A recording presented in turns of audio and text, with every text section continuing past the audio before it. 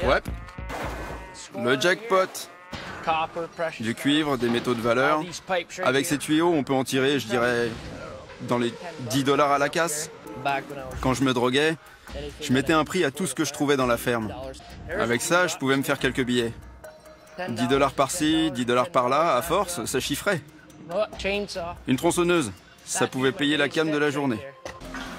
La production laitière est une affaire de famille. Il y a encore 5 ans, je me fichais de tout ça.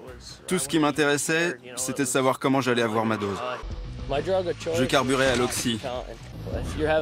Quand on a passé une sale journée, il n'y a rien de tel qu'un petit comprimé pour voir la vie en rose.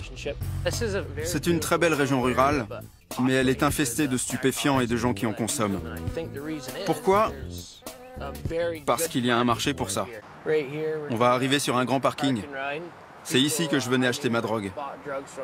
Et j'en connaissais pas mal qui venaient aussi.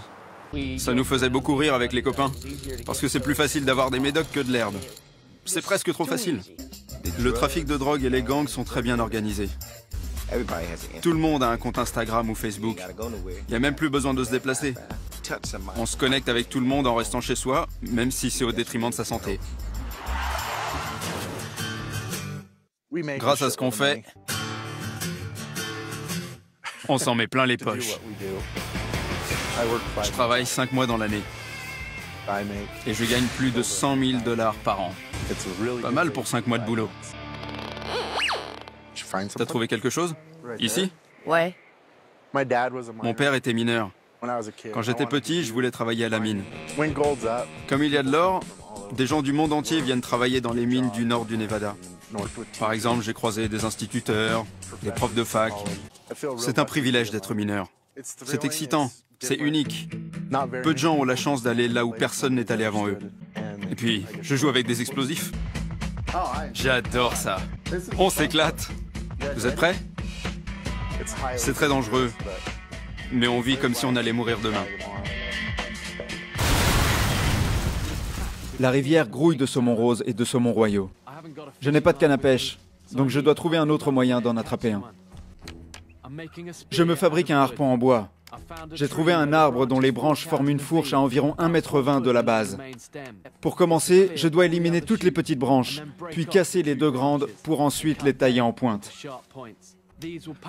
Cela me permettra de perforer la peau coriace du poisson et de le maintenir immobile pendant que je l'attrape avec mes mains.